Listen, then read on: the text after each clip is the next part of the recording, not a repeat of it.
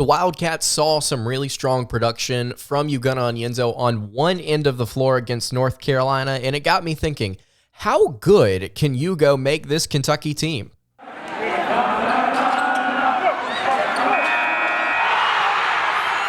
You are Locked On Kentucky, your daily podcast on the Kentucky Wildcats, part of the Locked On Podcast Network, your team every day. All right, what's going on, Big Blue Nation? Welcome on into Locked On Kentucky, your daily Kentucky Wildcats podcast. I'm your host, Lance Dawe, writer for Sports Illustrated for various SEC-related things. But on this podcast, we take a dive into all things Kentucky athletics. On today's episode of Locked On Kentucky, we are going to be discussing Ugonna Onyenso and his impact on the court. How good can the Kentucky Wildcats be with Ugo out there? Also going to give you an update on Bracketology, and we're not just going to look at ESPN's Bracketology. We are also going to look at a few other sources, some that I think may be just a little bit more accurate than what ESPN currently has out there. Thank you so much for making Locked On Kentucky your first listen every single day. Want to remind everyone out there that we are free and available on all platforms. If you're watching on YouTube, I would really appreciate it if you subscribed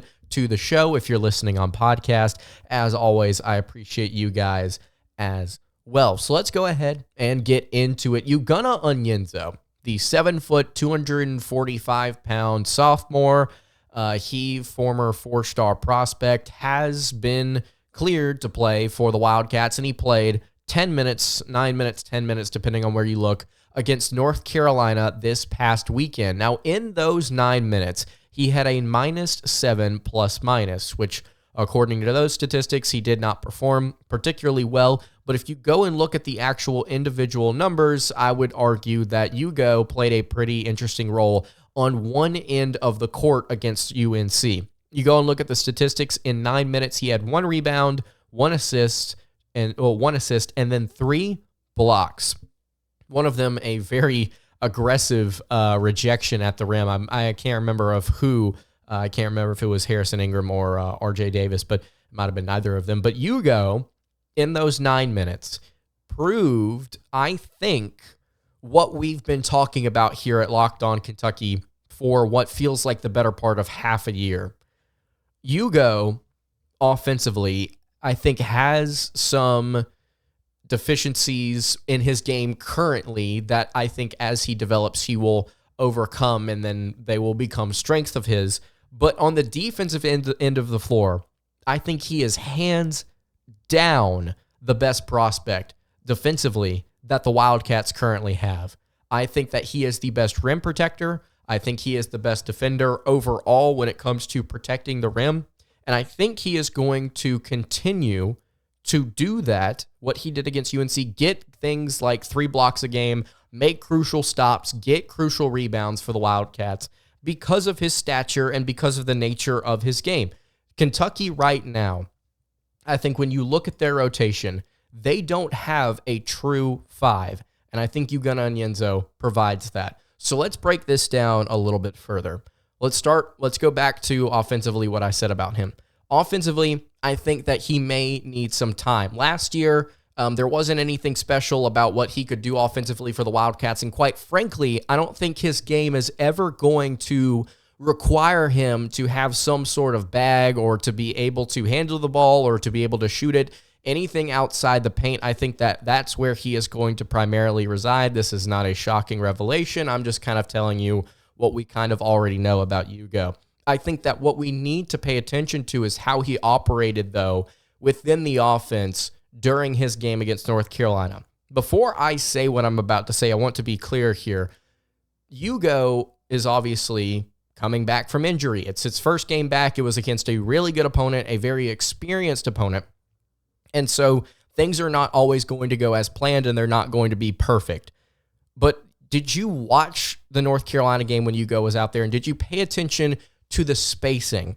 You guys know what spacing is in college basketball, is whenever you're able to have kind of within your offense, you can see it kind of breathe a little bit. Players are not knocking into each other whenever they're trying to run sets. It's not compact inside the paint. You can see a clear fluidity and motion to the actual offense being run. You're not seeing it get kind of clogged up at different points in lanes and different things like that. You watch the spacing with Ugonna on the floor, though. An offense that has been known for running up and down the court, spacing people out and shooting and getting to the rim pretty effectively as well. Kentucky's offense looked kind of weird at times with Ugonna spacing on the court. It looked like he was out there not necessarily in the right spot, either that or Kentucky was running some things that just kind of put him out of place. And I think that with time, he will become more comfortable within this, but also something that we have to acknowledge about Ugonna is what I said a minute ago. He is a true 5. He is a true center. There's not a lot of versatility to his game, and there doesn't need to be. There doesn't need to be any versatility to Ugonna Onyenso's game. But I think he's very good at what he is, which is a traditional center. You're not going to see, I think, anything flashy or creative or wow you on the offensive end of the floor, but the spacing does, I think, need to be solved. I also think it's going to be interesting moving forward how Kentucky runs with the pacing of this team, the speed and the tempo that they run with Ugonna Onyenso on the offensive end of the floor. Do they try and rim run with him like they have at different points with Aaron Bradshaw? Do they keep it a little bit slower? Do they try and feed the post like Coach Orlando was talking about just a few days ago? How are they going to operate with Ugonna offensively? It's going to be interesting. But right now, I think the point that we were making here, it's raw, it's unpolished, and it needs some time to develop. I think it's going to develop. I think he is going to get those chances, and he's going to execute. Much like the rest of this roster, I think he's going to look pretty good with this team. Now, defensively, like I mentioned, I think Ugonna is the best option that Kentucky has, because you're not just blocking shots. You're not just protecting the rim. You're not just the best at that, and that's probably what's going to carry him. If he does end up getting selected in the NBA draft, whether it be this year or 2 years from now, whenever it may be, I think that Ugonna will lean on what he does defensively. He's going to be a strong rim protector that blocks shots and then affects how different opponents want to operate offensively. If you go and you look across this league, there are a few different teams that I am currently afraid of that bother me because of the way stylistically they like to play their offense. There are a few different teams in this conference that love to try and draw fouls, love to try and get to the rim and then get to the foul line. Texas A&M and Arkansas are two prime examples of this. You go and you pull up their KenPom numbers. Right now, point distribution-wise, Arkansas gets nearly 25% of their points per game from the foul line. Texas A&M gets about 20% of their points per game from the foul line. You remember North Carolina and the way that we talked about them pregame or in our preview episode, they get right at 25%. They're 13th nationally in points per game from the foul line or percentage of points per game. So Kentucky, I think, has different opponents in conference play that will bother them because of what they do aggressively on the offensive end of the floor. But thankfully, I think you're going to have somebody like Ugonna Onyenso to kind of help patch things up there, to help protect the rim without fouling, maybe a little bit more consistency, or maybe protect the rim with fouling. I don't know how Ugonna is going to play it out here. I believe he did have a couple of fouls against UNC. One of them was bogus. One of them was just straight up ridiculous. The officiate, by the way, we did not get a chance to talk about this. The officiating crew for North Carolina, that game was abysmal. Both ways, but oh my gosh, there were so many different things that were just very frustrating as a fan to watch when it came to the way that game was chosen to be officiated. But Kentucky, I think, will be aided by Ugonna Onyenso in conference play against some of these teams that really like to stick it to you inside the arc. And then the final note I want to make here, as I talked about this gives you a pure 5-man, which is awesome in its own right. Like, it's awesome to have a legitimate traditional center at that position. But at the same time, it also helps the rest of your rotation because it allows you to consistently slide guys higher up in the rotation more. And you now have that luxury, thankfully, with Ugonna if you elect to play him a decent amount, which we talked on yesterday's episode about the bench minutes Kentucky has. It's currently rising just a little bit on KenPom. How that changes throughout the rest of the season, it's going to be interesting. But Aaron Bradshaw now doesn't have to play the 5 nearly at all because Tre Mitchell and Ugonna can kind of hold things down there. Jordan Burks doesn't have to play the 5 period. He can play at the 4 whenever he gets rotated in, if he does get rotated in. Tre Mitchell doesn't have to play the 5 as much. He can definitely play the 4 for the Wildcats, as he has comfortably at 3 other schools. Adou Thiero doesn't have to play at center in small ball lineups. He can play the 3 now if Kentucky really wants to slide him up and let somebody like Mitchell or Bradshaw or Burks rotate in at that 4 spot, and then let Ugonna play at the 5. And then Justin Edwards also, I don't think you will ever see him. No, let me not say that. I don't think you're going to consistently see him playing at the 4 in different lineups for Kentucky, unless it's like a straight up, hey, we're going small ball. We got 3 guards and we got Edwards, and then we've got like Ugonna, we've got Mitchell out there. I don't think you're going to see Justin Edwards have to be forced to play in an awkward lineup where it's just like, okay, that's the option that we have at the 4. No, well, we have Bradshaw, Burks, Mitchell, and Thiero. We got 4 different guys that can play power forward technically on this team. So Ugonna really does open up things, just kind of gives you some flexibility here, and I really like that. So how good can Ugonna Onyenso make Kentucky while he's on the floor? Right now, defensively, I think he can up their game and he can aid them in SEC play when it comes to taking on some of these more aggressive drive to the rim type of offenses. And then also on the offensive end of the floor, I think he can be solid. I think that he can be a high percentage shooter, obviously closer to the rim. But right now, there are some pacing issues. There are some spacing issues as well, and it's going to take some time. And I don't think the ceiling is nearly as high for him on that end of the floor as it is on the other end, protecting the rim. So if you've got any thoughts about Ugonna Onyenso, what he could be for Kentucky while he's on the floor, could definitely alter some games here, I think, could definitely help Kentucky get some wins that they may have otherwise not had if you are not out there. You can leave that in the YouTube comments below, or you can hit me on the socials. I want to talk here about a few different bracketology websites that I like, that I think that you should check out. We're also going to talk about ESPN and CBS Sports, where they have Kentucky now that they have beaten UNC. Before I dive into that, though, I want to tell you guys about our friends over at eBay Motors. Passion, drive, and patience. It's what brings home the winning trophy, and it's also what keeps your ride or die alive.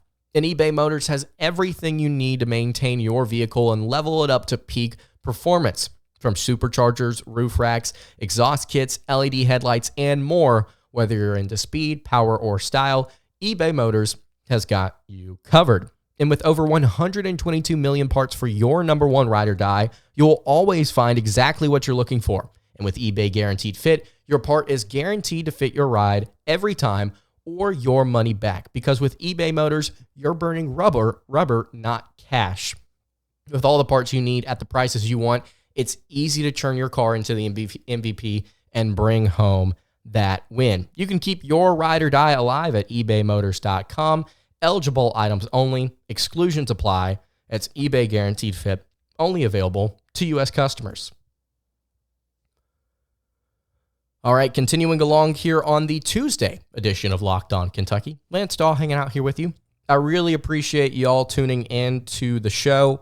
I want to remind you guys, if you have not subscribed to the YouTube channel already, whether that be on YouTube or on the podcast feed, I would appreciate it. If you joined up, it's going to be a very fun conference slate. Kentucky getting closer and closer to that. I want to remind you guys, we're going to have a preview episode of Kentucky versus Louisville tomorrow. And then on Thursday, we're going to have a recap episode of how the Wildcats fare against the Cardinals. Hopefully, they can pick up a win. We also had an interesting episode yesterday talking about CBS Sports' Matt Norlander hypothetically throwing out there that, hey, if Kentucky does win this game, it could be the last one of Kenny Payne's career, and the Wildcats are expected to win. So we'll see what happens there.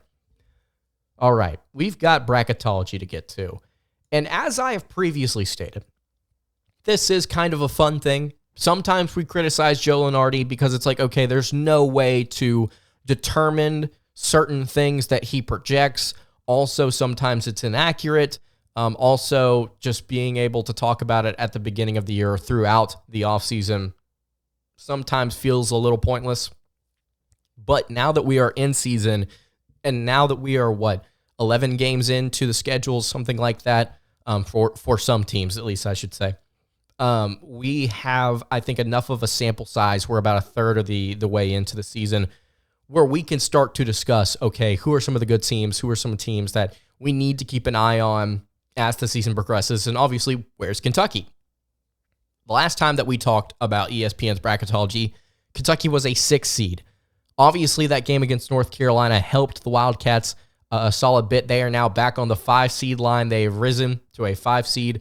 In case you're wondering, some other teams that are 5 seeds that are kind of on Kentucky's level, quote unquote, right now.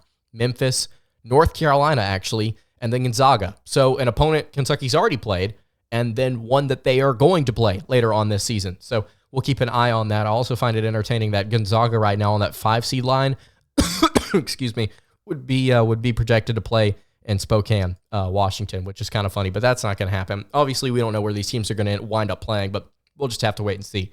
Purdue, Kansas, UConn, and Arizona are the current number 1 seeds. Obviously, Kentucky with that loss to that 1 seed Kansas. Houston, Oklahoma, Marquette, and then Tennessee are your current 2 seeds.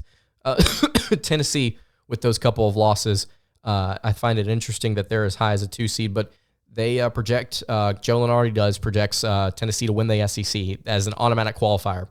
So very interesting stuff from Joe Lunardi. Rising Kentucky on the seed line, and then some of the big teams there that have been winning in non-conference play. But I don't want to focus too much on ESPN. I want to focus on a few other websites that I think you guys may find some interest in. We'll start here with CBS Sports. I like Jerry Palm's Bracketology at times. The only problem is he doesn't update it nearly as frequently as some other websites. Like if you go and look right now, this was updated on December 15th at 1:11. That was 4 days ago at the time of this recording. So Jerry Palm and CBS, I think they may need to step it up a little bit as far as their consistency. Because, guys, we had an entire weekend of like some really big college basketball games, and you've not moved Kentucky off of the 8 seed line. Yes, you heard me correctly. Kentucky currently an 8 seed with Auburn, Alabama, and South Carolina. All SEC teams for that 8 seed line. First of all, that's never going to happen. Second of all, Auburn is not an 8 seed. Bama is not an 8 seed despite their recent losses, which is hilarious. South Carolina may be. Kentucky is not an 8 seed. They're more like a 5 or a 4 seed right now, which we will see later on. But I do like their rankings at times. They show you everything pretty clearly on the website. I've always enjoyed it.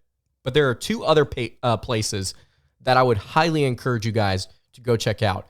And one of them is TRank or Bart Torvik's website, barttorvik.com. And then Bracketville is also just a place you can go and briefly check out some new bracketology that's being released pretty consistently. According to Bracketville, Kentucky is a 4 seed.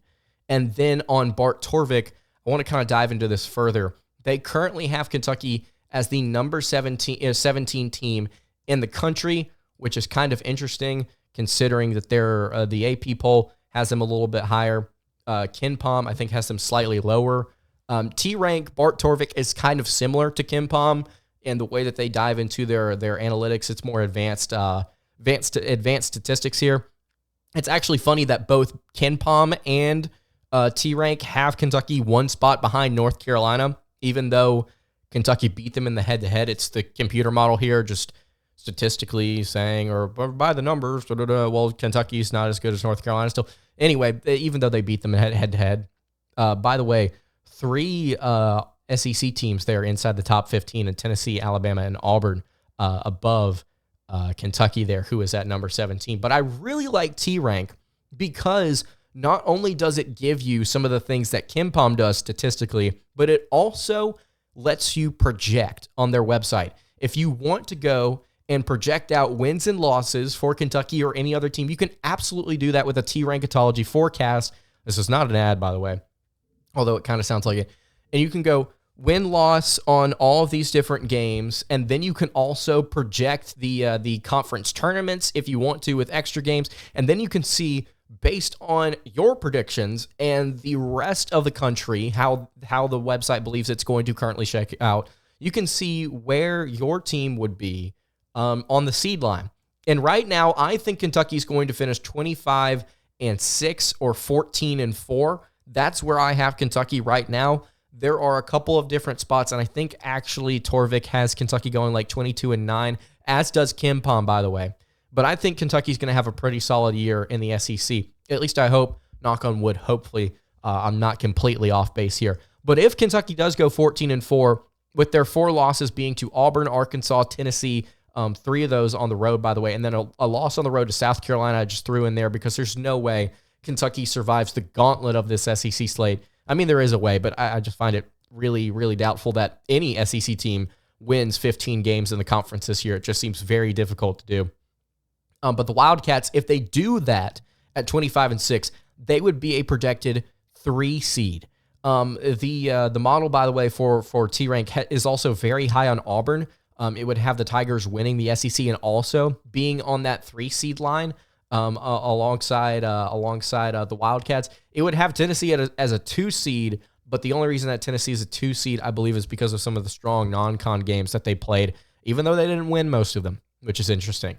But yeah, the Kentucky Wildcats, I think right now, should be somewhere between that 3 and 5 range. Having them as a 4 at most spots, I think, is fine. I think that makes sense. At the same time, I'm not mad at places like Torvik having them as a 3 seed because that's where I think they're probably going to project out. So there's your websites there. Bart Torvik, Bracketville. You can check out CBS. You can look at ESPN. There are a couple of others that will become more prevalent and more worthy of paying attention to, these different computer models, as the season does start to wind down here. So when we get into 2024, we're going to be diving into this, I think, a little bit more at length, but we're not going to be talking about numbers. We're going to be talking about wins, losses, how we feel about the seed line, different things like that. So if you wanted to stick around for that, you should absolutely subscribe to the show. And I think that's going to do it for today's episode of Locked On Kentucky. You can follow the show on Twitter at LockedOnUK. You can follow me on Twitter at LanceDaw_, and you can follow the show over on Instagram. That is at Kentucky Podcast. Any questions, comments, concerns, leave those in the YouTube comments below. Hit me on the socials. I will see you all tomorrow for another episode of Locked On Kentucky. Hope you guys have a great rest of your day, and God bless.